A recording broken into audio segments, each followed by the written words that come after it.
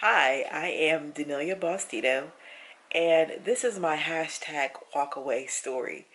I see this is a new trend that's going on, and honestly, I guess it's been in a process for a while now. Especially once I really got right with the Lord. He has a way of opening your eyes, and so I guess I'll talk about how I was raised. I was raised up in a non-political family. Politics were never mentioned. We didn't talk about really the president or anything that was going on in, news or anything. So I wasn't raised up thinking politically. However, as I got into high school, I really fell in love with history and the political process and all these things. And by the time I had graduated high school, I mean, I was one of the people who was excited to register to vote. I still have not been picked for jury duty, and I want to get that call to be of civil service.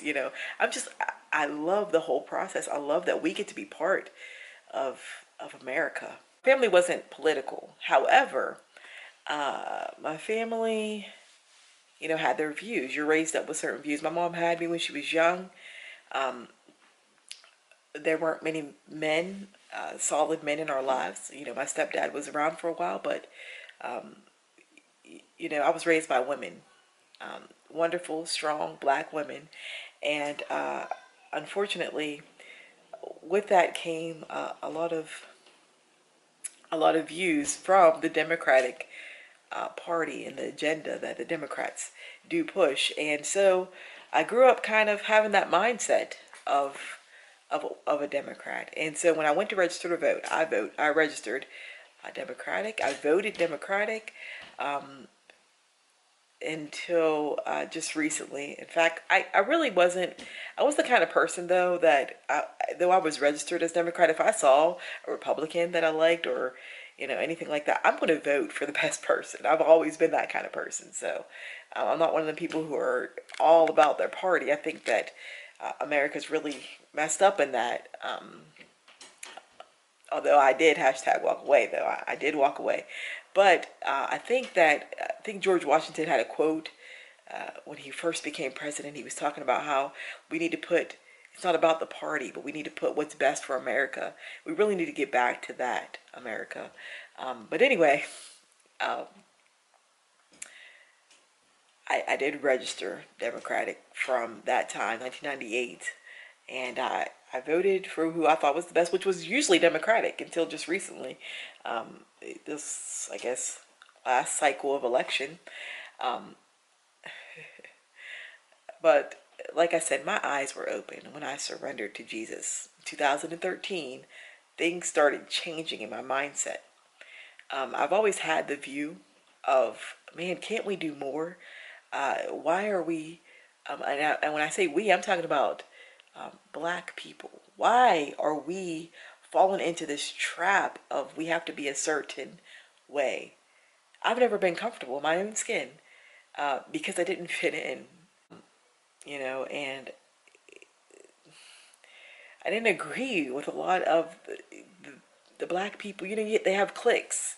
And so I didn't really fit into those cliques because we don't agree on things. I don't agree that I have to be some kind of way. I don't believe black defines me. Yeah, sure, that might be what first thing you see is that I'm black, but that doesn't define me. And aren't you a shallow person if that's all you can see in me is that I'm black? And hey, black people, if that's all you can see in you, then you're shallow about your own self. Because you're more than your race. Like your race. You're more than your color. And my, we've fallen into that trap, haven't we? And that bothers me. I tried to raise my kids to see black as nothing. Now, look, I know there's going to be people who are judging. There's going to be people who see race and that's all they can see. But so what to those people, man? Who cares? You can't see yourself like that. And I was trying to raise my kids to say, you can't see yourself as a race. And you can't try to fit into what everybody else says your race should be. So, in doing that, I'm a homeschool mom. And my son, my oldest son, he's 19 now. And hard to believe. But, you know, um, He was in high school, and I'm trying to teach him truth. And it's so what I was doing was I actually came up with the idea of finding biblically how I can teach him what black is from a biblical and from a historical standpoint, not from what everybody thinks and says. That didn't work out so well because he still kind of went with the crowd, went with the flow of the way that America says that we should be black. But you know, so I started doing research, and I'm going all the way back to when the nations were made. You know, back to Genesis 11 at the Tower of Babel when God separated us. Or told us all to go different ways and confounded the languages. I went back there, and that's where I started my Black History course. And like I'm in the middle of writing it. I've been writing it for like 3 years now, and so I'm writing this course. But in writing this course, the research is astounding. It's amazing because we come from such greatness. We come from such, yeah. You know what? We had turmoil after turmoil. We had fight after fight, but people fought, and people did not stand uh, a for a for a stereotype. Who cares if you call? I don't care if you call me Uncle Tom today for saying this. And man, we had to start doing that. So I started writing as I desired this a biblical history of black, because I don't think in being black sometimes we allow so much division to occur that we end up setting ourselves up for failure because of the division. When God said we are one blood, we all come from the same place. We just have different levels of pigment in our skin, different levels of melanin in our skin. That's the only difference. But don't we make it bigger? And yeah, our communities need help. But our communities need help because we need to stop thinking of ourselves only as race. We're bigger than that. We're more than that. So after starting to write this, like I'm way early. I'm doing a lot of research, and I'm just realizing, my goodness, we're kind of trapped. And we allow ourselves to be trapped because we're being tricked by these divisions that they put in our face, in our minds, that we need to blame others. We need to blame our situations. We need to blame our circumstances. We need to blame our neighborhoods. We need to blame our schools. We need to blame, society. But why don't we just stand up and be different? And go back to the Bible and do what God says. That's where we need to get with everybody. Get back to where God said, and I believe and I do. We could blaming people and stand up and do right. Can we do that? America, wake up. We have been so deceived. And then finally, this last election, our values just don't match. I voted for Obama, but as he was up there talking crazy stuff, I mean, just we don't match on our values.